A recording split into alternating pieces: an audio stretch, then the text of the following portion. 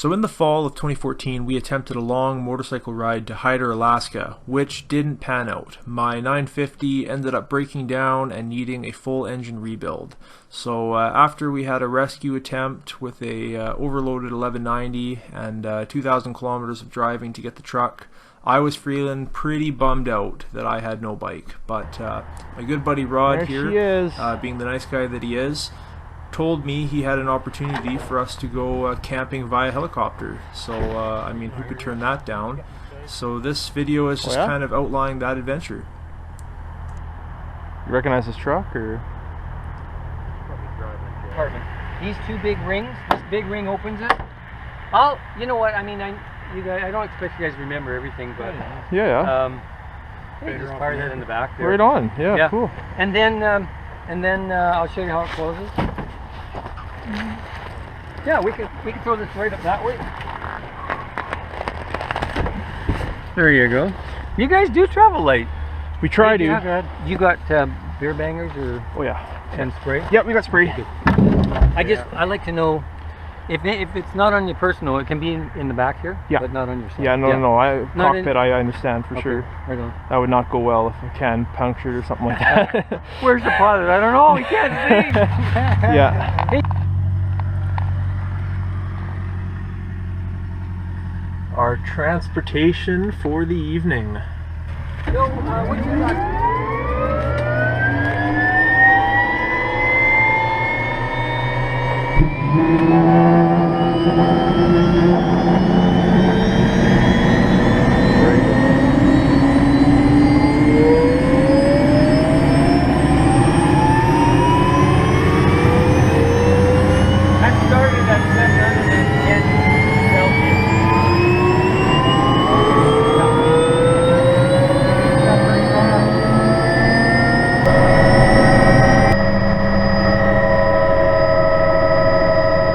Now, as a side note, I have never actually flown in a plane in my life up to this point, so this was kind of my first experience with flight. I mean, not that I had any kind of reservations about that, but this was pretty cool for me.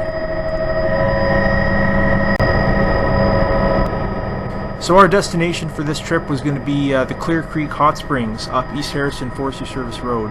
Now, we have ridden to these before, but what is usually a 2 to 3 hour trip by 4x4 motorcycle, in our case, was going to take about 25 minutes by helicopter. So here you can see us flying over the Fraser Valley in British Columbia, and we're going to be heading over some roads that we've actually ridden before. So it was actually really cool to see these roads from a new perspective.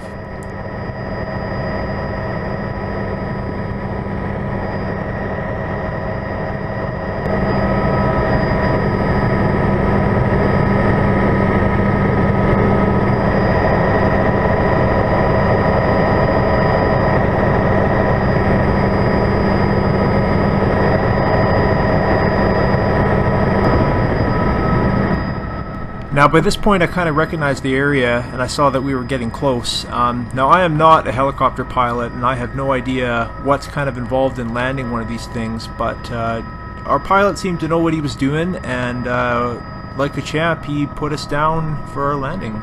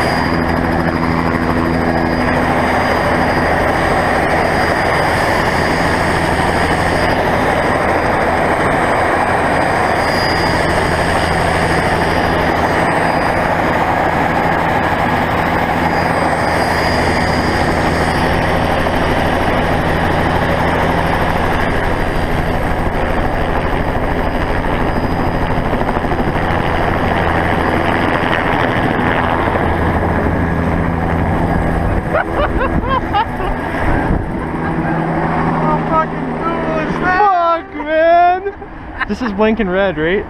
Yeah. Okay, good. Fuck! That's the easy way to get up here. Holy shit, man! I'm thinking, where the fuck's he gonna land this thing? Oh, right there. Yeah, hopefully those guys fucking take off. Well, this would be a bad spot anyway, right? It's not much of a fall down there. Maybe we'll go down there and just kind of Let's go have a look for sure. have a look-see. Like, hey, where the fuck you guys come from? Yeah. It's quite an entrance, hey? Yeah, we just got our fucking helicopter to drop. So the basic plan was he was going to drop us off in the evening. We were going to set up, camp out for a night, have some beers, and then he would fly in the morning to pick us back up. So we took a little bit of a walk down to the hot springs, and then we found ourselves a nice place to start setting up But I our got room camp. for 6 in here. Trust me, if we need more than 6, we got bigger problems than I'm going to be able to solve. We should probably blast over these ones or twice, shouldn't we? Did you bring earplugs? Yeah. I did. It's your eardrums. I mean, whatever. One shot. Yeah, these are 3-inch Magnum slugs, dude.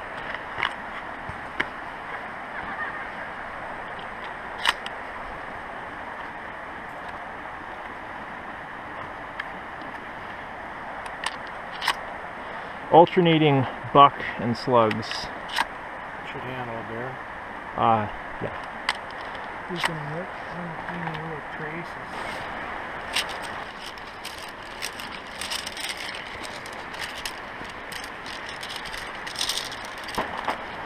Nope. So after we had our shelter set up, we set to work processing some firewood. Now I use a large survival knife and a saw to process my firewood. Kind of an idea I learned from YouTuber Nut and Fancy. I used to pack a hatchet, but honestly the survival knife is way quicker and packs way lighter.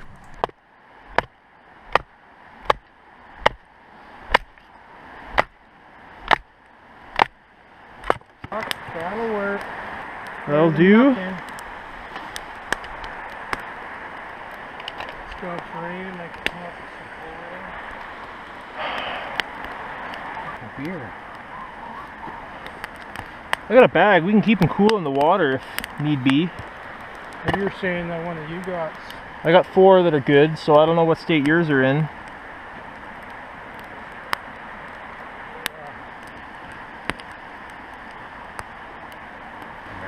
What do you mean, storage-wise? Organize it, get some room so you can do anything. Because you're stuck in a room thing. I think I'm gonna look into even just like a 10x10 storage somewhere if it's $100 a month. You know, I can put a bike or 2 in there or something, right? Fuck. I've got it.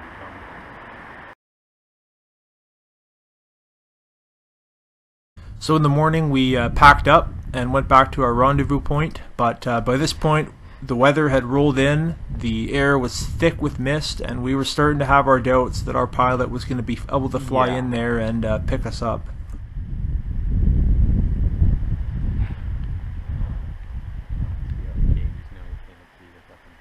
Yeah, he's not flying in right now.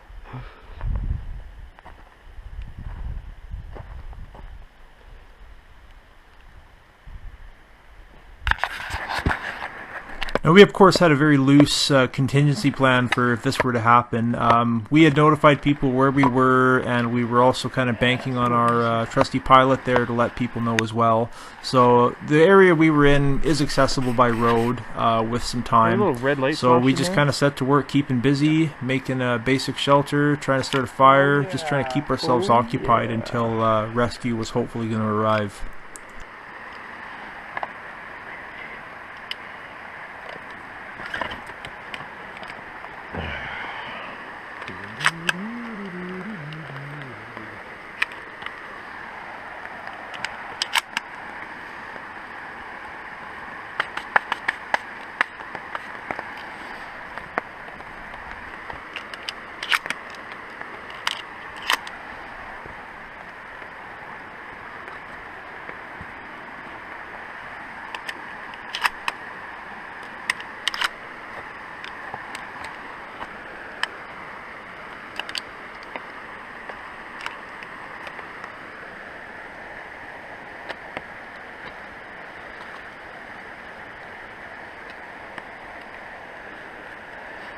padded.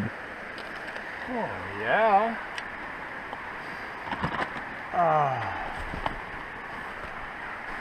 Now this was a tarp that we ended up finding on the side of the trail. We were looking for a dry place to sit, and we didn't really want to set up our tent, so we kind of made it an objective to set this thing up as stable as we could. Got our little tarp shelter.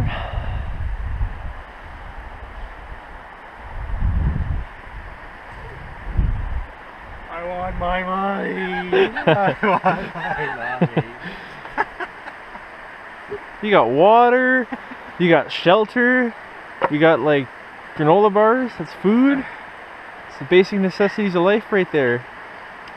Yep. Who's gotta find us?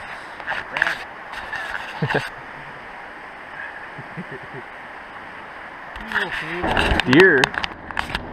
Crazy fucker. So at about 11 o'clock in the morning, we heard the sounds of a helicopter flying in. So we very hastily tried to pack up all our belongings and run down the road to meet him.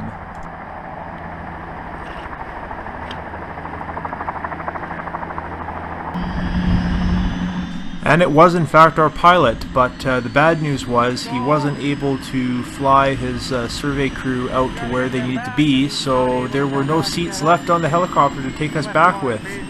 So we were still back to plan B, which was wait for rescue. Tells them, yeah. Don't go around waiting on the accelerate and just tell them that we're holding our ground where we're at.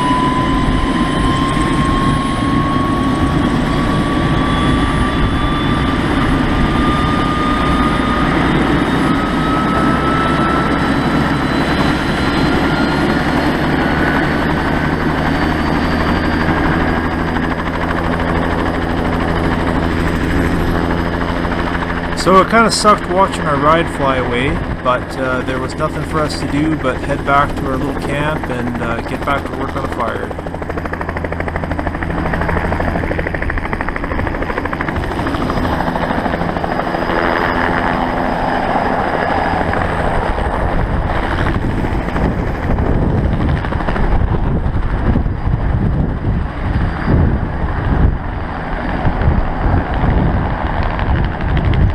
holy fuck, man.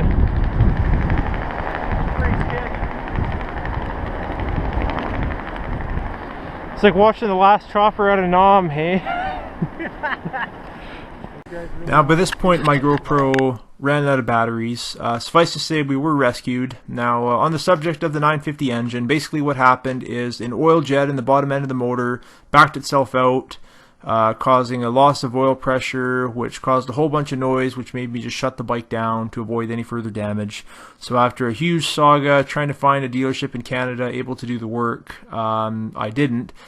Ended up sending the bike down south of the border to get a full rebuild. You know, the bike only had 40,000 kilometers on it, but that's just the way life is sometimes. So anyways, more videos to come. Like and subscribe, and I will keep them coming.